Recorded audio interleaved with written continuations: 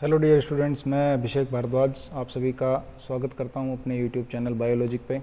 अपना जो टॉपिक चल रहा है वो है रेस्पायरेशन यानी कि श्वसन, जिसके अंतर्गत हम एरोबिक रेस्पायरेशन अर्थात ऑक्सी श्वसन के बारे में चर्चा कर रहे हैं।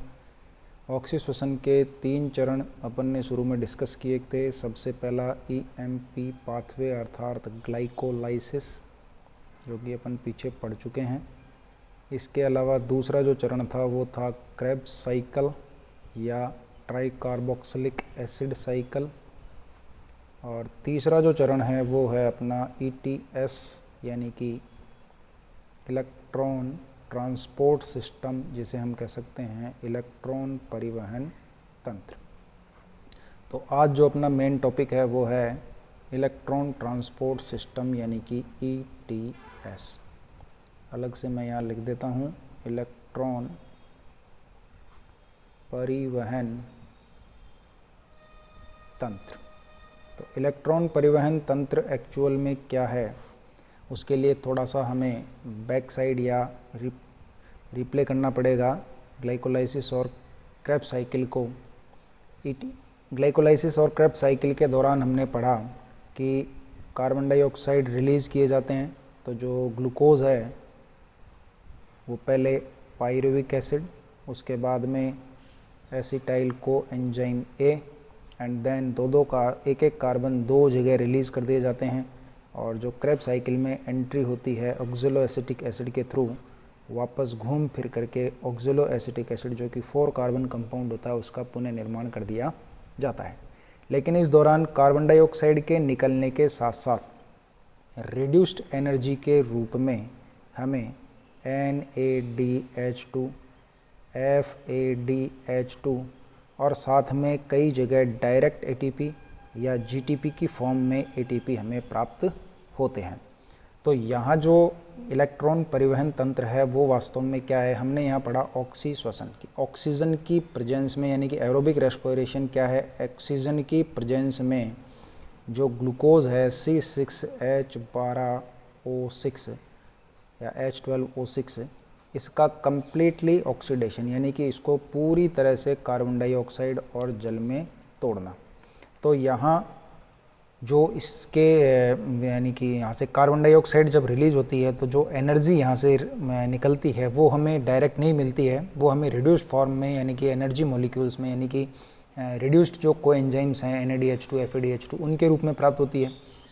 तो अंतिम जो चरण है जिसे हम कह रहे हैं इलेक्ट्रॉन परिवहन तंत्र, जब इनका ऑक्सीडेशन होता है, यानी कि जब इनका ऑक्सीडेशन होता है तो यहाँ से ये H प्लस और इलेक्ट्रॉन ये रिमूव होते हैं। तो ये जो इलेक्ट्रॉन्स हैं ये माइटोकॉन्ड्रिया की इनर मेम्ब्रेन में प्रेजेंट बहुत सारे इलेक्ट्रॉन कैरियर जो कॉम्प्लेक्सेस हैं, इलेक्ट्रॉन कैरियर जो कॉम्प्लेक्सेस यानी कि जो बहुत सारे संकुल पाए जाते हैं जिनके बारे में आगे अपन चर्चा करेंगे, उनके द्वारा ये ग्रहण किए जाते हैं। तो ये कॉम्प्लेक्स 1 से 2, 2 से 3, 3 से 4, 4 से 5 इस तरह से रोटेट होते हुए ये गमन करते हैं, यानी कि अलग अलग इलेक्ट्रॉन ग्राही से होते हुए ये गुजरते हैं। जैसा कि हमने चक्रीय और अचक्रीय प्रकाशिक फॉस्फोरिलीकरण के दौरान पढ़ा था, जो कि हमने फोटोसिंथेसिस के अंतर्गत पढ़ा था, बस कुछ उसी प्रकार की यहाँ प्रोसेस होती है। तो यहाँ ये जो हाई एनर्जी इलेक्ट्रॉन्स होते हैं जो इनके ऑक्सीडेशन से रिलीज़ किए जाते हैं, वो जब जब यहाँ 1, 2, 3, 4, 5 कॉम्प्लेक्सेस से होकर के निकलते हैं तो उस समय इनकी एनर्जी ग्रेडियंट के अकॉर्डिंग इनकी एनर्जी का यूज़ प्रोटॉन पंपिंग के रूप में किया जाता है। यानी कि जो मैट्रिक्स में जो प्रोटॉन्स प्रेजेंट होते हैं उनको एक्टिवली इनर मेम्ब्रेन के पार, यानी कि अंदर से बाहर की तरफ अर्थात साइटोप्लाज्म की तरफ, लेकिन साइटोप्लाज्म में नहीं, साइटोप्लाज्म की तरफ आंतरिक झिल्ली और बाह्य झिल्ली जो कि दोहरी झिल्ली परिबद्ध माइटोकॉन्ड्रिया होता है, उन दोनों के स्पेस में, जिसको हम कह सकते हैं इंटर मेम्ब्रेन स्पेस, या हम इसको डायरेक्टली लिख सकते हैं पेरी माइटोकॉन्ड्रियल स्पेस, यानी कि PMS में इनको ट्रांसफ़र कर दिया जाता है। तो होता क्या है, वहाँ अंदर से जब बार बार अलग अलग जगह पे इलेक्ट्रॉन्स की एनर्जी का यूज़ करके मैट्रिक्स वाले हिस्से से पेयर के रूप में प्रोटॉन्स को जब बाहर निकाला जाएगा तो मैट्रिक्स में मैट्रिक्स में प्रोटॉन्स की कमी हो जाएगी, जबकि जो इनर मेम्ब्रेन स्पेस है या इंटर मेम्ब्रेन स्पेस है या पेरी माइटोकॉन्ड्रियल स्पेस है, वहाँ प्रोटॉन्स का जो नंबर है वो क्या हो जाएगा, ज़्यादा हो जाएगा। तो जो बेसिक कंसेप्ट ये है कि इसके अंतर्गत हम यहाँ पढ़ेंगे कि जो इलेक्ट्रॉन्स हैं जब एक कॉम्प्लेक्स से दूसरे कॉम्प्लेक्स में, तीसरे में, तीसरे से चौथे में, चौथे से पाँचवें में, इस तरह से जब ये गमन करते हैं तो यहाँ क्या होता है, इलेक्ट्रॉन्स जो हैं उनकी एनर्जी का यूज़ किया जाता है प्रोटॉन्स को एक्टिवली माइटोकॉन्ड्रिया से पेरी माइटोकॉन्ड्रियल स्पेस में पंपिंग के लिए।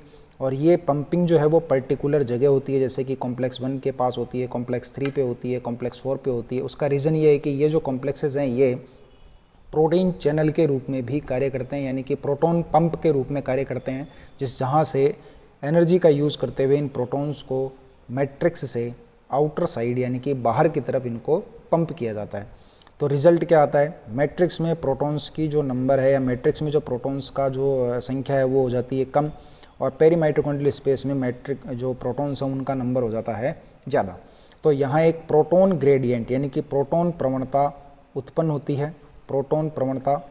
और इस प्रोटॉन प्रवणता को कंप्लीट करने के लिए जो प्रोटॉन्स हैं वो फिर बाहर से यानी कि पेरी माइटोकॉन्ड्रियल स्पेस से वापस मैट्रिक्स में एंटर करते हैं।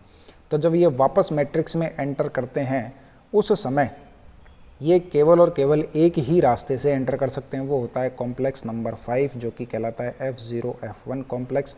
जब ये यहाँ से प्रोटॉन्स अंदर आते हैं, जैसे कि एक पेयर प्रोटॉन का जब अंदर की तरफ मैट्रिक्स में एंटर करता है, तो उस समय यहाँ इनकी जो एनर्जी है उसका यूज़ ADP के फॉस्फोराइलेशन यानी कि उसमें इनऑर्गेनिक फॉस्फेट जोड़ करके ATP फॉर्मेशन में किया जाता है। तो ये तो हुआ बेसिक कंसेप्ट जो कि एक्चुअल में यहाँ इलेक्ट्रॉन परिवहन तंत्र के दौरान घटित होता है। अब अपन इसकी सिस्टमेटिक तरीके से एक एक चीज़ के बारे में डिटेल से बात करते हैं कि वास्तव में यहाँ क्या होता है। तो मैं पॉइंट वाइज आपको बता देता हूँ। इलेक्ट्रॉन परिवहन तंत्र के साथ में एक और रिएक्शन यहाँ जुड़ी हुई रहती है जिसको आप लिख सकते हैं ऑक्सीडेटिव फॉस्फोराइलेशन। ऑक्सीडेटिव फॉस्फोराइलेशन, यहाँ आप लिख सकते हैं ऑक्सीकारी फॉस्फोरिलीकरण। तो जो ऑक्सीकारी फॉस्फोरिलीकरण और इलेक्ट्रॉन परिवहन तंत्र, एक्चुअल में तो ये दोनों अलग अलग हैं, लेकिन ये दोनों कपल्ड रिएक्शन है, यानी कि युग्मित अभिक्रियाएं हैं कि जैसे ही ये कंप्लीट होती है ये इसके तुरंत बाद में ये भी कंप्लीट हो जाती है। इलेक्ट्रॉन परिवहन तंत्र के अंतर्गत इलेक्ट्रॉन्स का केवल और केवल क्या होता है, ट्रांसपोर्टेशन किया जाता है कॉम्प्लेक्स 1 से next, next to third, third to fourth, fourth to 5, इस तरह से। और ऑक्सीडेटिव फॉस्फोराइलेशन के अंतर्गत क्या होता है कि ऑक्सीजन की प्रेजेंस में ADP का फॉस्फोराइलेशन किया जाता है और यहाँ अंतिम प्रोडक्ट के रूप में हमें यहाँ ATP यानी कि जो एनर्जी है वो हमें यहाँ पर प्राप्त होती है। तो ये दोनों एक प्रकार से युग्मित अभिक्रियाएं हैं, अर्थात दोनों जब ये होगा तो ये भी होगा, तो हम ये कह सकते हैं कि ये भी एक तरह से इसी का पार्ट है। दूसरी बात कि अगर हम इस इलेक्ट्रॉन परिवहन तंत्र के साइट यानी कि एक अभिक्रिया या ये जो प्रोसेस है वो कहाँ होती है, जैसे कि ग्लाइकोलाइसिस का स्थल कोशिका द्रव्य था, क्रेब्स चक्र का स्थल माइटोकॉन्ड्रिया का जो मैट्रिक्स पार्ट है वो था, तो इसी तरह से जो इलेक्ट्रॉन परिवहन तंत्र है इसका जो स्थल है वो होता है माइटोकॉन्ड्रिया की, लिख देता हूँ मैं यहाँ, माइटोकॉन्ड्रिया की आंतरिक झिल्ली यानी कि इनर मेम्ब्रेन ऑफ माइटोकॉन्ड्रिया, आंतरिक झिल्ली। इसके बाद जो इसी के साथ युग्मित जो अभिक्रिया है ऑक्सीडेटिव फॉस्फोराइलेशन, इसकी जो प्रोसेस है वो होती है अपनी F1 पार्टिकल, जो कि माइटोकॉन्ड्रिया के स्ट्रक्चर में आपने पढ़े होंगे, जिसको ऑक्सीसोम भी कहते हैं। आगे अपन डिस्कस करेंगे इसके बारे में डिटेल से। और इसे एलिमेंट्री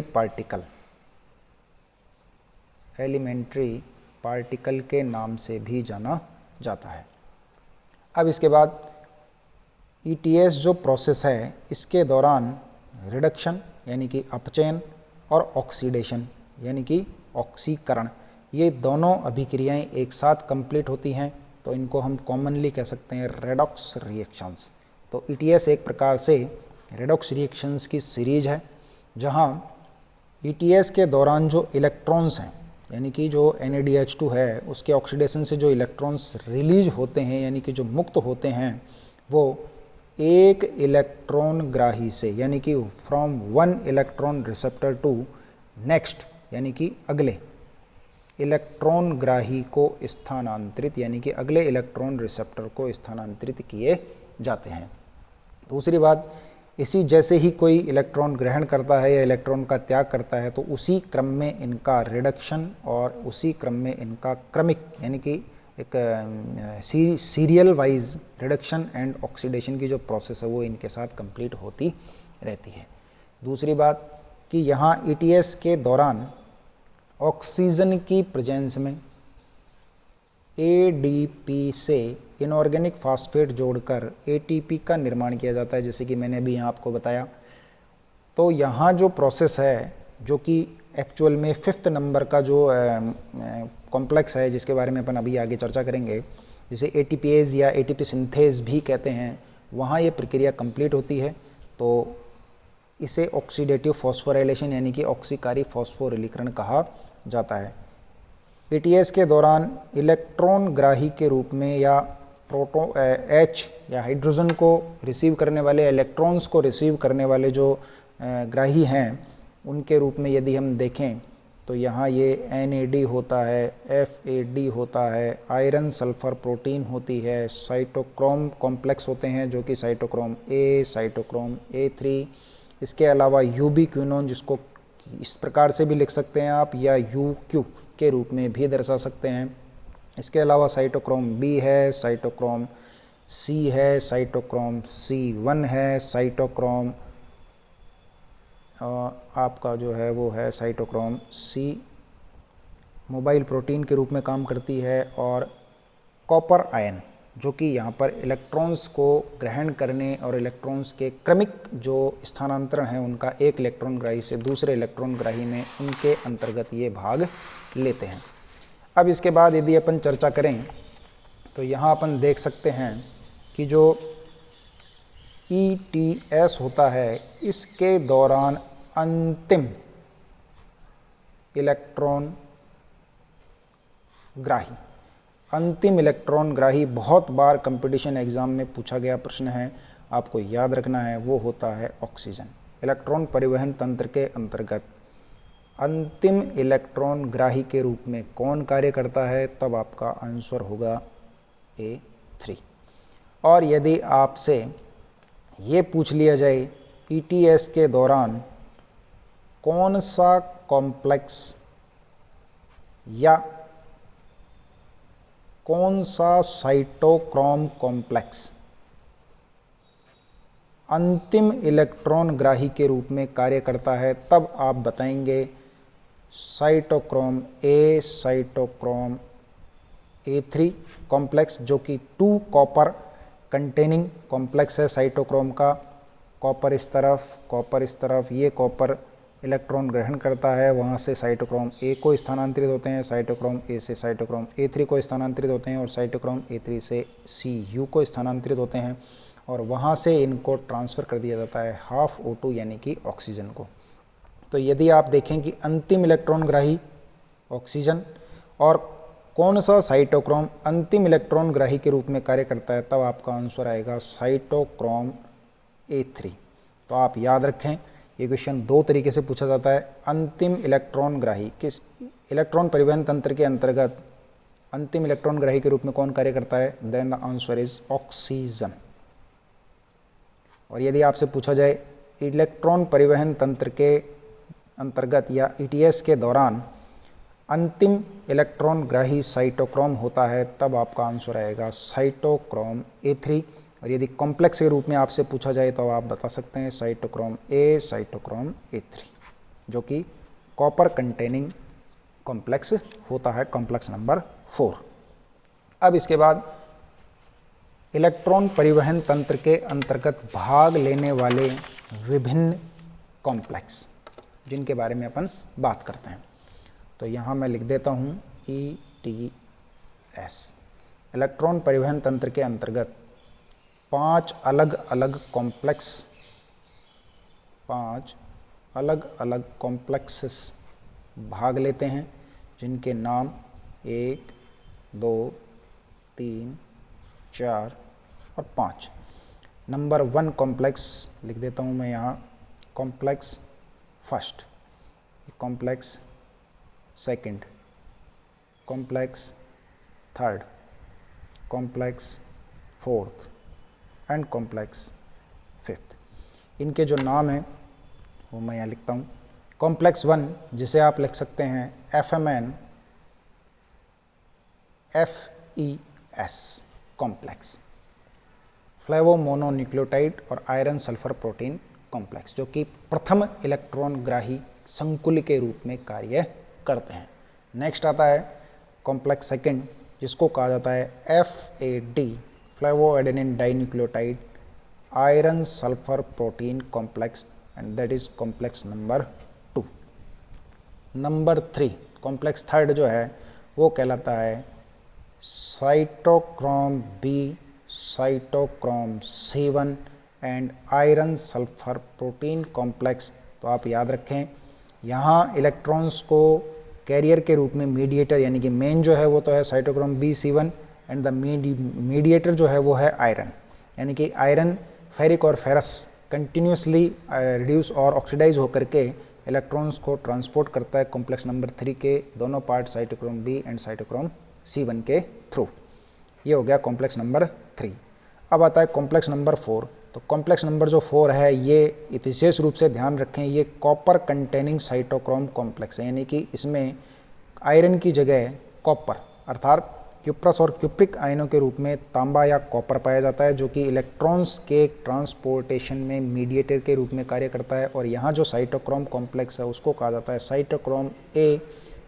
साइटोक्रोम A3 कॉम्प्लेक्स, जिसमें कॉपर कंटेनिंग आयन होते हैं। And the number 4 is complex जो है वो आपका हो गया साइटोक्रोम AA3, और जो 5वां कॉम्प्लेक्स है वो है आपका कॉम्प्लेक्स F0F1 कॉम्प्लेक्स। FO भी इसको कहा जाता है, क्योंकि जो O स्टैंड्स फॉर ओलिगोमाइसिन, ओलिगोमाइसिन जो कि एक एंटीबायोटिक है, ये इस कॉम्प्लेक्स के लिए सेंसिटिव के रूप में या संवेदनशीलता दर्शाती है, अर्थात ये जो प्रोसेस है इसको रोकती है या बाधित करती है। तो इसको F0F1 कॉम्प्लेक्स कह सकते हैं। और इसके अलावा इसको कई जगह आपको ATP सिंथेज कॉम्प्लेक्स के रूप में भी लिखा हुआ मिल सकता है।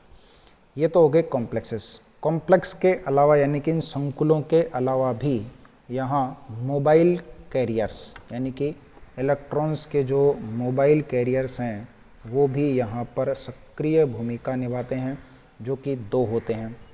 एक होता है यूबिक्विनोन और दूसरा होता है साइटोक्रोम C, जो कि जिसे अपन लिख सकते हैं यूबिक्विनोन को तो इस प्रकार से लिख सकते हैं, मैं लिख देता हूँ यहाँ यूबिक्विनोन, या इसी को ही दूसरा लिखा जाता है कोएंजाइम Q। यूबिक्विनोन का ही दूसरा स्वरूप है कोएंजाइम Q। इसके अलावा एक होता है साइटोक्रोम C, जो कि मोबाइल इलेक्ट्रॉन कैरियर, यानी कि जो आउटर मेम्ब्रेन जो इनर मेम्ब्रेन है उसमें ये ऐसी जगह होते हैं, यानी कि इनसाइड और आउटसाइड, तो ये इनसाइड से आउटसाइड की तरफ और आउटसाइड से इनसाइड की तरफ इलेक्ट्रॉन्स को लेकर के मूव कर सकते हैं, इसलिए इनको मोबाइल इलेक्ट्रॉन कैरियर्स के नाम से जाना जाता है। दूसरी बात, जैसे कि इलेक्ट्रॉन्स जब रिलीज किए जाते हैं तो कॉम्प्लेक्स 1 में जाते हैं, कॉम्प्लेक्स 1 से सेकंड को जाने के बजाय कॉम्प्लेक्स 3 को जाते हैं, तो कॉम्प्लेक्स 1 से थर्ड तक ले जाने के लिए उत्तरदायी जो होता है वो होता है आपका कौन, यूबिक्विनोन।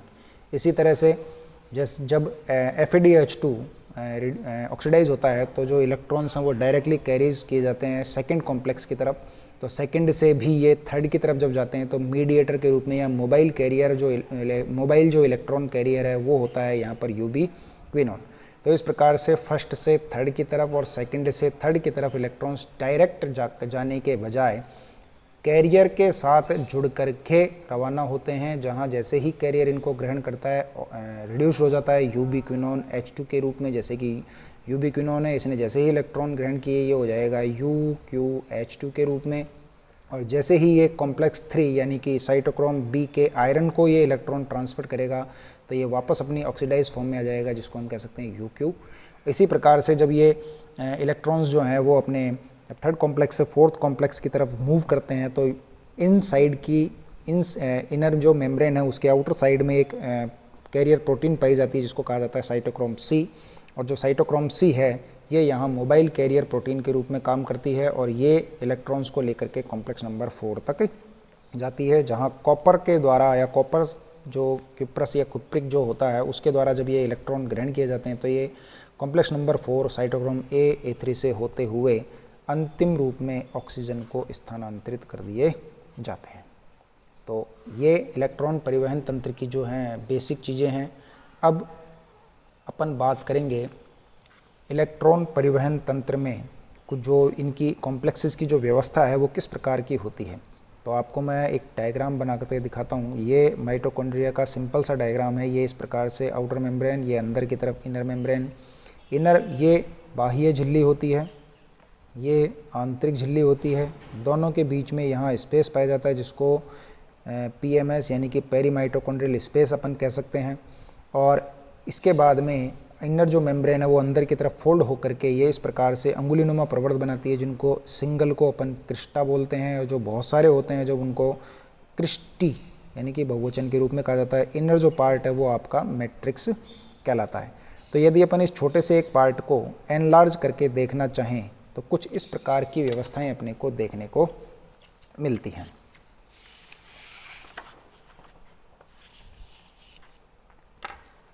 जैसे कि ये आउटर मेम्ब्रेन है, ये इनर मेम्ब्रेन है।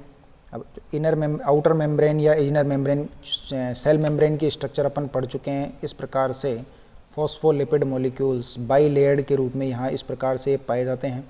तो इस प्रकार से दर्शाने के हिसाब से अपन आउटर मेम्ब्रेन को भी डबल लाइन के रूप में शो कर देते हैं और जो इनर मेम्ब्रेन है उसको भी अपन डबल लाइन के रूप में शो कर देते हैं, लेकिन इसको थोड़ा सा बड़े आकार में शो करते हैं इस प्रकार से। तो यानी कि ये आउटर मेम्ब्रेन, ये इनर यानी कि आंतरिक झिल्ली या इनर मेम्ब्रेन, और ये इन दोनों के बीच का PMS या इसको आप लिख सकते हैं इंटर मेम्ब्रेन स्पेस यानी कि अंतर झिल्ली अवकाश या पेरी माइटोकॉन्ड्रियल स्पेस। अब जो ये इनर मेम्ब्रेन है और इसके अंदर की तरफ ये वाला जो हिस्सा है वो हो गया आपका मैट्रिक्स यानी कि M साइड, इसको अपन लिख सकते हैं M साइड। और ये जो आउटर मेम्ब्रेन के बाहर वाला जो हिस्सा है ये हो गया आपका C साइड, अर्थात क्योंकि बाहर की तरफ क्या होता है साइटोप्लाज्म। अब जो इलेक्ट्रॉन परिवहन तंत्र है जिसका स्थल मैंने आपको बताया आंतरिक झिल्ली यानी कि इनर माइटोकॉन्ड्रियल मेम्ब्रेन, आंतरिक जो माइटोकॉन्ड्रिया की झिल्ली है उसमें। तो यहाँ एक्चुअल में क्या होता है कॉम्प्लेक्स पाए जाते हैं, जैसे कि कॉम्प्लेक्स 1, ये कॉम्प्लेक्स 1, इधर कॉम्प्लेक्स 2, इधर कॉम्प्लेक्स 3, इधर कॉम्प्लेक्स 4, और इस प्रकार यहाँ साथ ही यहाँ इस प्रकार से कॉम्प्लेक्स 5 भी पाया जाता है, जो कि ये कहलाता है F0 और ये कहलाता है F1 पार्ट। तो इस प्रकार से यहाँ जब NADH2 ऑक्सीडाइज होकर के NAD प्लस H प्लस जो कि 2H प्लस होंगे और 2 इलेक्ट्रॉन्स में जब ऑक्सीडाइज होता है तो यहाँ जो इलेक्ट्रॉन्स हैं ये इलेक्ट्रॉन 1 कॉम्प्लेक्स 1 से ग्रहण किए जाते हैं, कॉम्प्लेक्स 1 से ये यूबिक्विनोन से होते हुए कॉम्प्लेक्स 3 को जाते हैं। इसी प्रकार जब एक अपन ने क्रेब साइकिल जब मैंने पढ़ाया था तब मैंने आपको बताया था कि क्रेब साइकिल से रिलेटेड जितने भी एंजाइम्स हैं वो सारे के सारे मैट्रिक्स में पाए जाते हैं, केवल एक एंजाइम को छोड़ के जिसका नाम मैंने आपको बताया था सक्सिनिक डिहाइड्रोजिनेज। और आप अगर रिकॉल करेंगे, याद करेंगे तो आपको याद आएगा कि सक्सिनिक एसिड जब फ्यूमेरिक एसिड में कन्वर्ट होता है तब यहाँ SDH सक्सिनिक डिहाइड्रोजिनेज एंजाइम काम आता है और FAD का अपचयन होकर के FADH2 का निर्माण होता है। इसीलिए मैंने इस कॉम्प्लेक्स को थोड़ा सा नीचे की ओर दर्शाया कि जी हाँ, जैसे ही FADH2 यानी कि सक्सिनिक एसिड और फ्यूमेरिक एसिड का सक्सिनिक एसिड फ्यूमेरिक एसिड में कन्वर्ट होगा, FeDH2 बनेगा और जैसे ही FeDH2 बनेगा उसका तुरंत ऑक्सीडेशन करने के पश्चात वही 2H+ और 2 इलेक्ट्रॉन्स रिलीज होंगे। तो यहाँ जो 2 इलेक्ट्रॉन्स हैं ये भी यूबिक्विनोन के पास जाते हैं और यूबिक्विनोन के थ्रू कॉम्प्लेक्स थर्ड को स्थानांतरित कर देते हैं, कॉम्प्लेक्स थर्ड से कॉम्प्लेक्स 4 को, और कॉम्प्लेक्स 4 से फाइनली ये ऑक्सीजन को स्थानांतरित होते हैं जहाँ जल के अणु का क्या कर दिया जाता है, निर्माण कर दिया जाता है। अब जो यहाँ जब ये इलेक्ट्रॉन्स एक दूसरे को स्थानांतरित होते हैं तब आपको याद रखना है कि इन इलेक्ट्रॉन्स की हाई एनर्जी का यूज़ मैट्रिक्स पार्ट में पड़े हुए जो प्रोटॉन्स हैं उनको एक्टिवली पेरीमाइटोकॉन्ड्रियल स्पेस में, यानी कि यहाँ इस जगह में एंटर करवाया जाता है। जो कहाँ होता है, जब इलेक्ट्रॉन कॉम्प्लेक्स 1 से गुजरते हैं तो ये यहाँ प्रोटॉन पंप के रूप में कार्य करता है। तो यहाँ इलेक्ट्रॉन्स की जो एनर्जी है उसको एक्टिवली यहाँ एंटर करवा दिया जाता है।